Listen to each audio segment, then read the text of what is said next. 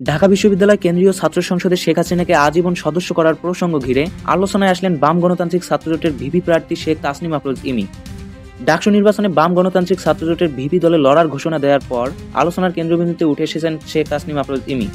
অভিযোগ উঠেছে তিনি নাকি একসময় ডাকসুতে প্রধানমন্ত্রী শেখ হাসিনাকে আজীবন সদস্য করতে চেয়েছিলেন। গত মঙ্গলবার সংবাদ সম্মেলনে এই বিষয় নিয়ে প্রশ্ন করা হলে কোনো উত্তর দেননি ইমি। তবে গত বুধবার সংবাদ মাধ্যমকে দেয়া সাক্ষাৎকারে এ বিষয় নিয়ে মুখ খুলেছেন তিনি। ইমির ভাষায় ডাকসুর আজীবন সদস্য চাই কিনা সেই প্রশ্ন আগেই মীমাংসিত হয়েছে। এখন যদি শেখ হাসিনাকে চাই তাহলে এক দফা চাবো কেন? তিনি আরো বলেন, বঙ্গবন্ধুকে শ্রদ্ধা জানানো মানেই আওয়ামী লীগের পক্ষ নেয়া, এ ধারণা সঠিক নয়। কারণ মুক্তিযুদ্ধে বঙ্গবন্ধুর অবদান অস্বীকার করার সুযোগ নেই। সমালোচকদের উদ্দেশ্যে ইমি অভিযোগ করে বলেন, যারা আজ তাকে আওয়ামী লীগ পন্থী ট্যাগ দিচ্ছেন তারাই আসলে ছাত্রলীগ আওয়ামী লীগের সুবিধাভোগী। তিনি দাবি করেন, আমি আওয়ামী লীগের বিপক্ষে শক্ত আন্দোলন করেছি, তারপরও আমাকে এই ট্যাগ দেয়া হচ্ছে। এই সময় তিনি ছাত্রলীগ ঘেঁষা নানা নেতাকর্মীর নাম না জানিয়ে ইঙ্গিত করে বলেন, গণভবনে গিয়ে শেখ হাসিনাকে মা বলে সম্বোধন করেছেন যেসব নেতারা, তারাই বরং বড় ছাত্রলীগার ছিলেন।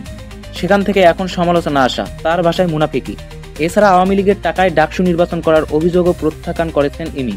তার যুক্তি, টাকা দিয়ে যদি আওয়ামী লীগ আমাকে দাঁড় করাতো তাহলে আমাকে তো সিজারের সঙ্গে দাঁড় করাতো, বাম দলে কেন যাব?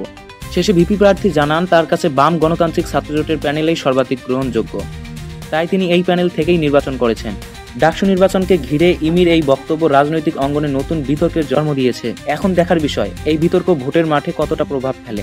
প্রিয় দর্শক, এ পর্যন্ত সঙ্গে ছিলাম আমি Sam Bangla news point YouTube channel থেকে। ভিডিওটি ভালো লাগলে অবশ্যই লাইক, কমেন্ট, শেয়ার, সাবস্ক্রাইব করে আমাদের নিউজ পয়েন্ট ইউটিউব চ্যানেলের পাশে থাকবেন। ধন্যবাদ।